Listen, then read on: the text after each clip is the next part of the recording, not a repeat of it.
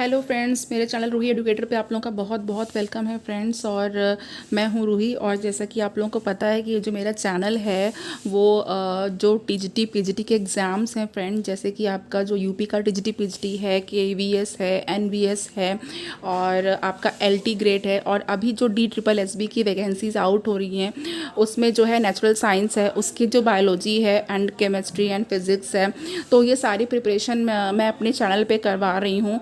और फ्रेंड अभी जो बायोलॉजी के मेरे लेक्चर्स हैं वो तो बहुत पहले से ही अपलोड हो रहे हैं। जब से यूपी की टीजीटी पीजीटी की वैकेंसीज आई हैं तब से मैं लेक्चर्स भी अपलोड कर रही हूँ।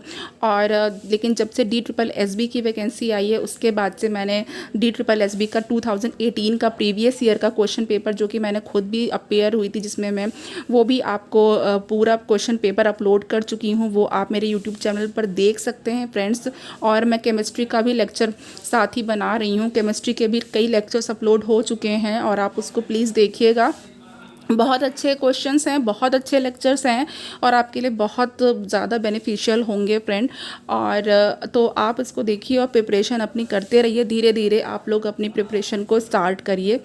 तो चलिए हम आज जो केमिस्ट्री का ये लेक्चर है उसमें लेकर के आ रहे हैं। इसमें जो है मैंने जो लास्ट में पढ़ाया हुआ था, यानी जो मैंने कल अपना एक लेक्चर अपलोड किया था उसके आगे है ये, और ये है वाटर पोल्यूशन। तो देखिए वाटर पोल्यूशन का ये क्वेश्चन है और देख लेते हैं क्या है। क्वेश्चन नंबर 34 है, जो उसके आगे 33 क्वेश्चन हम लोग ले चुके थे, जिसमें हम लोग mainly air pollution, photochemical smog, ये सब चीज़ें डिस्कस कर रहे थे। तो देखिए वाटर पोल्यूशन में है, match the column 1 with column 2 and mark the appropriate choice. Column 1 को कॉलम 2 के साथ मैच करना है और अप्रोप्रिएट जो चॉइस है उसको देखना है कि क्या सही है। ए में है आपका ए बी सी डी। तो ए है आपका परॉक्सी एसिटिल नाइट्रेट यानी कि पैन, और 1 है ग्लोबल वार्मिंग, बी इज़ पॉलीक्लोरिनेटेड बाईफेनिल्स, और 2 है फोटोकेमिकल स्मॉग, एंड सी है dioxides of carbon and sulphur, 3 है आपका यहाँ पे वाटर पोल्यूटेंट, एंड डी है आपका IR इंफ्रारेड एक्टिव मॉलिक्यूल्स, और 4th में है आपका एसिड रेन। तो फ्रेंड यहाँ पे मैं आपको ऑप्शन बता देती हूँ कि कौन सा करेक्ट हो रहा है। तो यहाँ पे हमारे पास जो ए ऑप्शन है वो बिल्कुल करेक्ट हो जाएगा, और ए में देखेगा कौन सा है, परॉक्सी एसिटिल नाइट्रेट, ए की मैच आपकी केमिकल स्मॉग के लिए रिस्पॉन्सिबल होते हैं। देन यहाँ पे पहले मैं ऑप्शन यहाँ लगा देती हूँ। देन उसके बाद जो बी है, बी आपका पॉलीक्लोरिनेटेड बाईफेनिल्स हैं जो वाटर पोल्यूटेंट हैं, एंड सी है हमारे पास dioxides of carbon and sulphur जो कि एसिड रेन बनाते हैं। सल्फर की जो ऑक्साइड होती है SO2 वो वाटर के साथ मिलकर के सल्फ्यूरिक एसिड बनाता है। और जो लास्ट वाला हमारे पास IR एक्टिव मॉलिक्यूल्स हैं वो ग्लोबल वार्मिंग के लिए रिस्पॉन्सिबल हैं। तो नेक्स्ट क्वेश्चन हमारे पास है, देखते हैं 35 है, mark the example which is not correctly matched. यहाँ पे वो एग्जाम्पल देखना है जो कि करेक्टली मैच्ड नहीं है। Option A air pollutants, oxides of sulphur, nitrogen and carbon, B है particulate pollutants, dust, mist, fumes, and C global warming, methane, ozone, CFCs, and D है water soluble chemical pollutants, oxides of nitrogen, carbon and sodium. तो देखिए यहाँ पे friend जो हमारे पास correct option हो जाएगा वो डी हो जाएगा। और डी जो है वो क्या है कि जो वाटर सॉल्युबल केमिकल पोल्यूटेंट्स होते हैं वो sulphuric acid, inorganic metal compounds होते हैं। नेक्स्ट हमारे पास है 36 है, organic matter is considered as a major source of water pollution caused by waste of food, animal and human excreta, garbage. The excess of organic matter in waste cause a threat to aquatic life because because the space available to aquatic life decreases। फिर B option है micro organisms consume dissolved oxygen to decompose organic matter.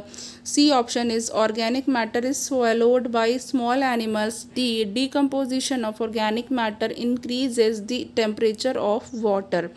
तो देखिए यहाँ पे question में ये पूछा जा रहा है कि जो ऑर्गेनिक मैटर होता है उसको वाटर पोल्यूशन का मेजर सोर्स या मुख्य सोर्स माना जाता है, और ये जो फूड है, एनिमल्स हैं और ह्यूमन के एक्सक्रीटा, गार्बेज, इन सब वेस्ट की वजह से होता है। तो एक्सेस जो होती है ऑर्गेनिक मैटर की जो अधिकता है वाटर में वो क्या करती है, अगर जो बहुत ज़्यादा ऑर्गेनिक मैटर को और ये इस टाइप के बायोलॉजिकल वेस्ट को जो बहाया जाता है पानी में, जिसको हम लोग सीवेज भी कह सकते हैं, सब अगर हम लोग पानी में छोड़ेंगे, रिलीज़ करेंगे, तो जो एक्वेटिक लाइफ होती हैं उनके लिए बहुत ही ज़्यादा ख़तरा बन जाता है। तो ये जो ख़तरा है ये किस लिए है, ये आपका 36 का जो बी ऑप्शन है वो, क्योंकि ये जो माइक्रो ऑर्गेनिजम्स जो हैं वो क्या करते हैं, जो जब माइक्रो ऑर्गेनिज्म जो सीवेज वाटर में होते हैं या फिर इस तरह के वेस्ट में होते हैं, वो पानी में घुली हुई जो ऑक्सीजन होती है, जिसे हम लोग डिज़ोल्व्ड ऑक्सीजन कहते हैं, उस ऑक्सीजन को कंज्यूम करने लगते हैं। और क्या करते हैं, क्यों कंज्यूम करते हैं, ये ऑर्गेनिक मैटर को डिकम्पोज करते हैं, इसलिए ये इसका कंजप्शन करते हैं। तो 36 का बी ऑप्शन बिल्कुल करेक्ट हो गया है। नेक्स्ट क्वेश्चन की तरफ बढ़ते हैं। 37 है, which of the following is not correctly matched. अब यहाँ पे जो देखना है जो करेक्टली मैच नहीं है। A, water pollution using synthetic detergents for washing clothes. B, photochemical smog releasing gases produced by automobiles and factories. C, damaging ozone layer using CFCs. फिर डी है, acid rains releasing pesticides and fertilisers in water. तो अब यहाँ पे देखिए जो 37 है उसका जो डी ऑप्शन है बिल्कुल करेक्ट हो जाएगा। जो एसिड रेन होती है वो क्या करती है, जो ये रॉन्ग मैच आपको बताना है, तो एसिड रेन जो है उसके साथ जो इनकी मैचिंग है वो है releasing pesticides and fertilisers in water, ये रॉन्ग है। नेक्स्ट क्वेश्चन की तरफ आते हैं। नेक्स्ट क्वेश्चन है 38, few pollutant and their effects are listed below, mark the incorrect match. अब इनकरेक्ट मैच को मार्क करना है। ऑप्शन ए है phosphate fertilisers in water, eutrophication. Option B, hydrogen released in air, global warming. And C, sewage disposed in water, increase in BOD level. D, sulphur dioxide in air, acid rain. तो अब यहाँ पे जो 38 है उसका क्या option correct हो जाएगा। 38 का जो बी है, hydrogen released in air, global warming, okay, वो बिल्कुल करेक्ट हो जाएगा। ठीक, अब यहाँ पे हमारे पास जो है इनकरेक्ट मैच था, तो इसीलिए ये करेक्ट हो गया है। नेक्स्ट क्वेश्चन देखते हैं। देखिए फ्रेंड, यहाँ पे जो इसका पहला वाला ऑप्शन जो है ए वाला, फॉस्फेट फर्टिलाइज़र इन वाटर, तो देखिए जो फॉस्फेट फर्टिलाइज़र होते हैं वाटर में अगर वो जाते हैं तो वो यूट्रॉफिकेशन बढ़ाते हैं, यूट्रॉफिकेशन को इंक्रीज़ करते हैं। और जो सीवेज डिस्पोज होता है वाटर में, तो वो वाटर लेवल में जो वाटर होता है उसमें BOD के लेवल को बढ़ा देते हैं। और जो सल्फ़र डाइऑक्साइड होती है वो वाटर के साथ मिल करके एसिड रेन कॉज करती है। तो ये तीनों ऑप्शन तो करेक्ट थे, बट यहाँ पे हमारे पास जो 38 का बी था वो इनकरेक्ट हो गया था। 39 है हमारे पास, biological oxygen demand can be defined as. Option A, friend ये बायोलॉजिकल ऑक्सीजन डिमांड पे क्वेश्चन पूछा जाता है अक्सर ही, तो इसके बारे में आप अच्छी तरीके से याद कर लीजिएगा। और यहाँ पे जो मैं क्वेश्चन करा रही हूँ इसमें ही आपको इतना क्लियर हो जाएगा बायोलॉजिकल ऑक्सीजन डिमांड की, आपको कहीं और से कुछ देखना भी नहीं पड़ेगा। तो ऑप्शन ए है, the amount of oxygen required by bacteria to break down the organic matter of a sample of water। B देख लेते हैं क्या है। बी है हमारे पास, the amount of chemical required to be down, required to, एक minute friend, required to break down the organic matter of sample of water. फिर तीसरा है, सी है, the amount of phosphate required to oxidize the organic matter of a sample of water. Then D है, the amount of organic matter present in the given sample of water. तो यहाँ पे जो हमारे सामने जो 39 का ऑप्शन है फ्रेंड, वो ए वाला देखते हैं, वो क्या था हमारे पास। यहाँ पर जो 39 का ए ऑप्शन था इसको देखते हैं, the amount of oxygen required by bacteria to break down the organic matter of a sample of water, यही ऑप्शन बिल्कुल करेक्ट हो रहा है, ये ऑप्शन करेक्ट हो जाएगा। और इसमें फ्रेंड देखिए क्या है कि ये कहा जा रहा है कि जो बैक्टीरिया को किसी भी सैम्पल ऑफ वाटर से या किसी भी जो पानी है जल की मात्रा में जो ऑर्गेनिक मैटर डिज़ोल्व होता है, उस ऑर्गेनिक मैटर को ब्रेक डाउन करने के लिए जो बैक्टीरिया ऑक्सीजन को यूज़ करते हैं, ये जितनी मात्रा को यूज़ करते हैं उसको बायोलॉजिकल ऑक्सीजन डिमांड कहा जाता है। यानी कि वो डिमांड कर रहा है कि हमें इतनी ऑक्सीजन चाहिए, तभी हम सीवेज का या फिर ऑर्गेनिक मैटर का डिकम्पोजिशन करेंगे, तभी उसको डिग्रेड करेंगे। तो वो ऑक्सीजन की डिमांड कर रहा है, ओके, और इसीलिए इसको जो है बायोलॉजिकल ऑक्सीजन डिमांड भी कहा गया है।